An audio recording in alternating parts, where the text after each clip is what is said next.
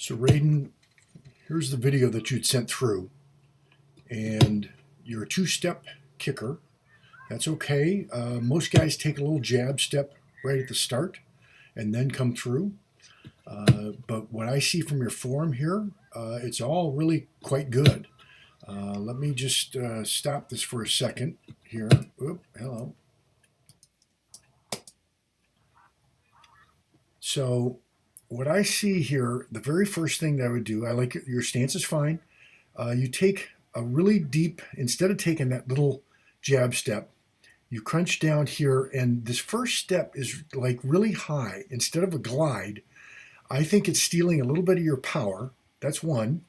And now coming in here, this is a good step, but you can almost see that in an exaggerated way, it's like you're doing a leap over something, and that's what's stealing part of the power. If this was a little bit more of a glide, I think you'd be able to get more whip and more action to get more distance. That you're on top of this ball and your foot position is good.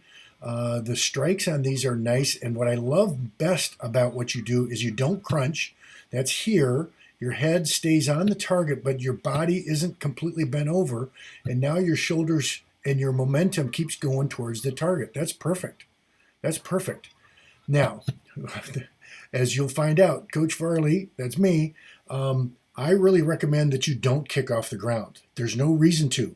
If you're in high school, even if you can, and obviously you can, but I'm telling you, with the tee, you can kick it further and higher.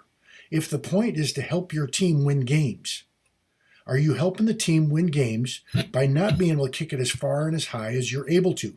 Also, is your holder a pro holder? I doubt it. And so for him to put this ball right on the perfect spot for you to kick, I'm not sure is what's going to happen.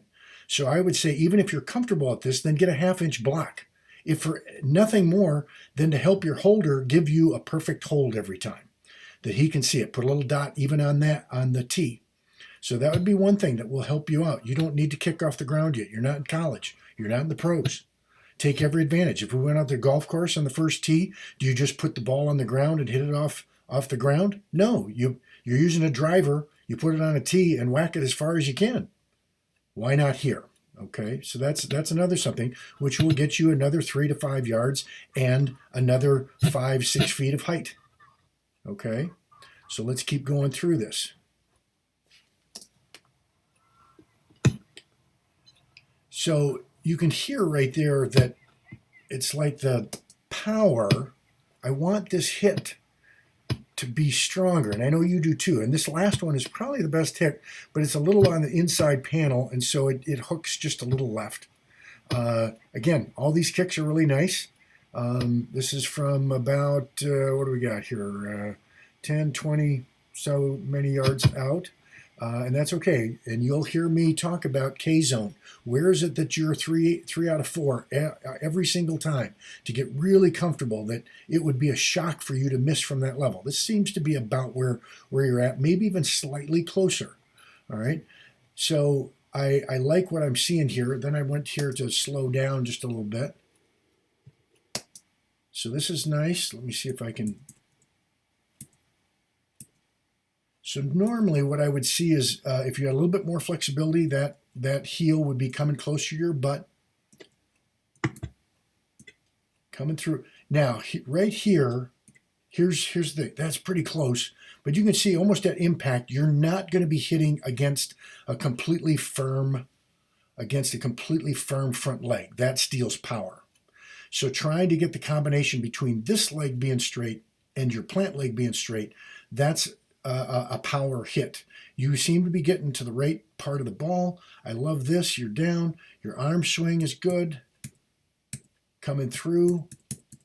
Little hop through.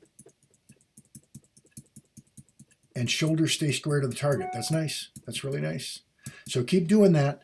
I think, and just to take you back here on this, let's just do this.